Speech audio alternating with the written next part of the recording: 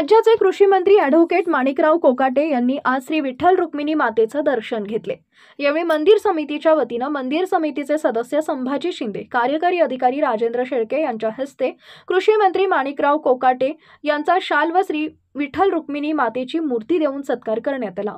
यावेळी जिल्हा अधीक्षक कृषी अधिकारी शुक्राचार्य भोसले, विशेष कार्य अधिकारी इशाधीन शेळकंदे, उपविभागीय कृषी अधिकारी बाळासाहेब लांडगे, गट विकास अधिकारी सुशील संसारे, नायब तहसीलदार बालाजी पुदलवाड, तालुका कृषी अधिकारी सूर्यकांत मोरे यांच्यासह मान्यवर आणि पदाधिकारी उपस्थित होते।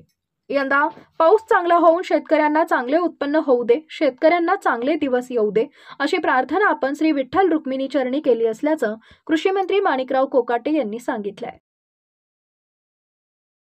सर्वात महत्वाचं म्हणजे मी आज दर्शनाला आलो, परंतु आज खूपच चांगलं आणि व्यवस्थित या ठिकाणी मला मिळालं।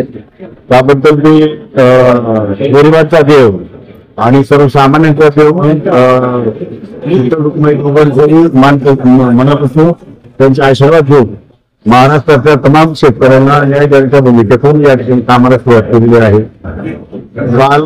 ताज्या घडामोडी जाणून घेण्यासाठी शिवशाही न्यूज यूट्यूब चॅनलला सबस्क्राइब करा। आपण हा व्हिडिओ फेसबुकवर पाहत असाल तर फेसबुक पेज फॉलो करा आणि शिवशाही न्यूज.com या आपल्या वेबसाईटलाही भेट द्या।